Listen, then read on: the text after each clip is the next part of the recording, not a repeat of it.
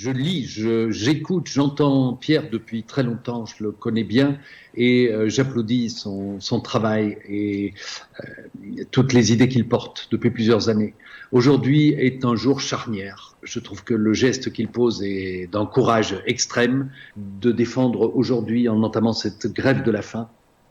C'est fondamental. Le ministre des Finances autrichien dit que c'est scandaleux, que la position française fait que 99% des transactions ne seront pas taxées. Et il dit que si c'est la position française qui l'emporte, il se retire de la négociation. Donc je le dis à Emmanuel Macron, on n'est pas là dans un conflit politique français, on est là dans l'avenir de l'Europe, l'avenir du climat. Vous avez dit que vous vouliez un plus grand budget européen, le discours de la Sorbonne, je vous avais envoyé un message pour vous féliciter.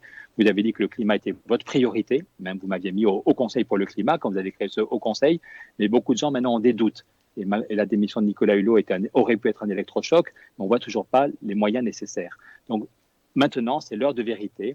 Est-ce que la France, est-ce que vous êtes au service des banquiers, des traders, des milliardaires, ou est-ce que vous voulez réellement un budget européen plus important, qu'on débloque les moyens pour la santé, pour le climat et pour l'emploi? Et j'aimerais vraiment que vous bougiez. Je ne suis pas là dans un conflit politique français, je suis là comme rapporteur du budget. Si on n'a pas d'argent pour le climat pendant 7 ans, c'est vraiment dramatique. Ça ne sert à rien de faire des mains sur le cœur pour dire nous voulons la neutralité carbone. Donald Trump n'a rien compris, Trump est un imbécile, mais nous, l'Europe, nous avons un objectif climat. C'est très bien d'avoir un objectif climat, mais si on ne met pas l'argent pour isoler les maisons, pour isoler les universités, si on ne fait pas l'argent pour les transports en commun ou pour l'agriculture, c'est du pipeau. Voilà. Et je pense qu'il y a un moment où il faut dire la vérité.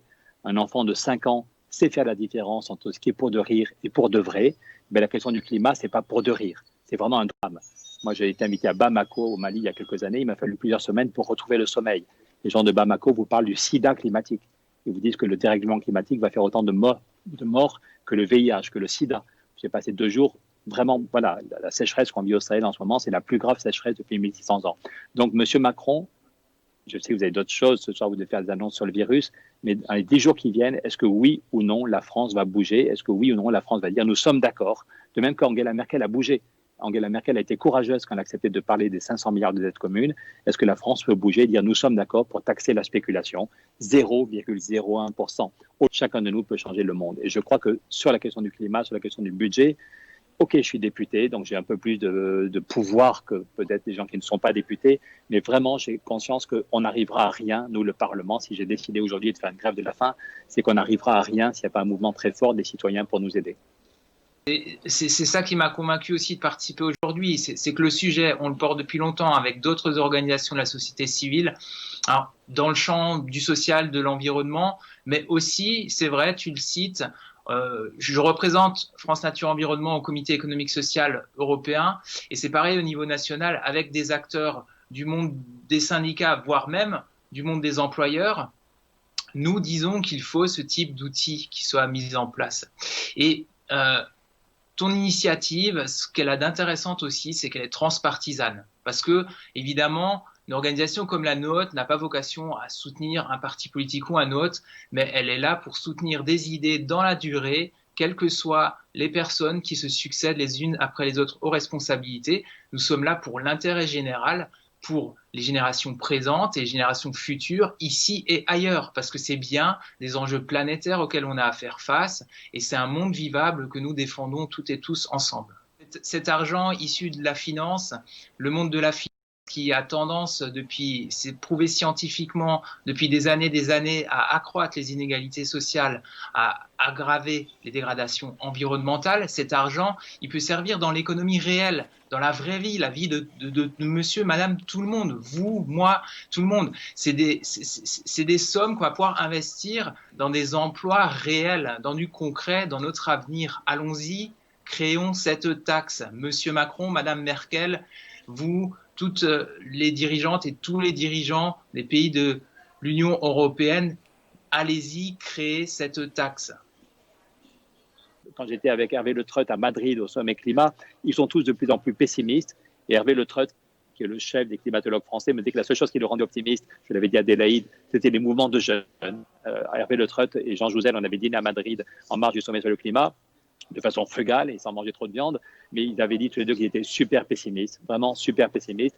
La seule chose qui les rendait optimistes, c'était le fait que les jeunes avaient mis la société en mouvement et que le discours de Ursula von der Leyen disait que l'Europe allait faire du climat sa priorité.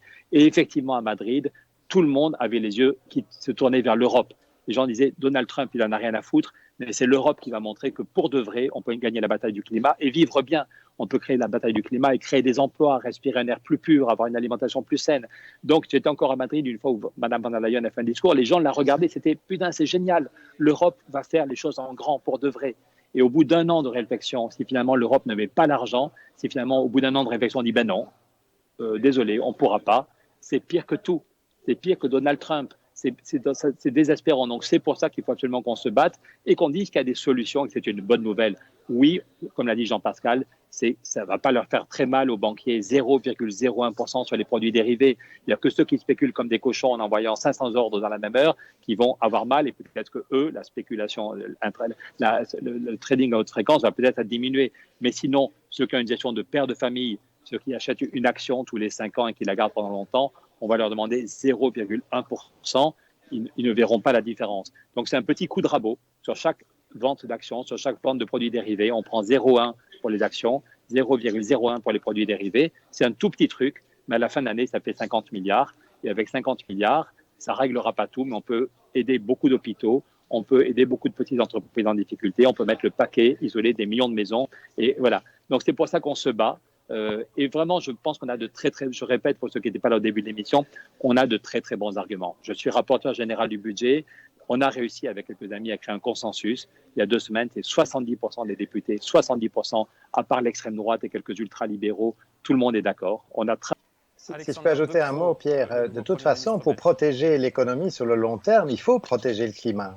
C'est un investissement dans le long terme. Il n'y a pas de business sur une planète morte, comme on l'a déjà expliqué plusieurs fois. Si on laisse le climat se dégrader, se dérégler complètement, l'activité économique va en pâtir lourdement, hein, tout comme si on laisse le virus se répartir, se distribuer partout, on voit l'économie qui en souffre aussi. Donc, c'est un investissement dans l'avenir aussi. C'est un investissement dans le maintien de l'habitabilité de la seule planète habitable du système solaire. Hein. Il faudrait tout de même de temps en temps se souvenir de quel est l'enjeu. L'enjeu, c'est celui-là. Hein. La Terre, elle est juste à la bonne distance du Soleil. Elle n'est pas trop près comme Vénus, hein, plus 500 degrés Celsius. Elle n'est pas trop loin comme Jupiter ou Saturne, moins 200 degrés Celsius. On est juste à la bonne distance. On a une atmosphère qui nous protège de toute une série de menaces spatiales. On a tout intérêt, et quand je dis tout intérêt, c'est tout le monde a tout intérêt. Les financiers, les acteurs économiques, les politiques, les citoyens ont tous intérêt à garder cette petite planète habitable. Et donc, si en collectant quelques fractions de pourcents sur les transactions financières, on peut, à l'échelle de l'Europe, aller dans la bonne direction, ben, il faut le faire.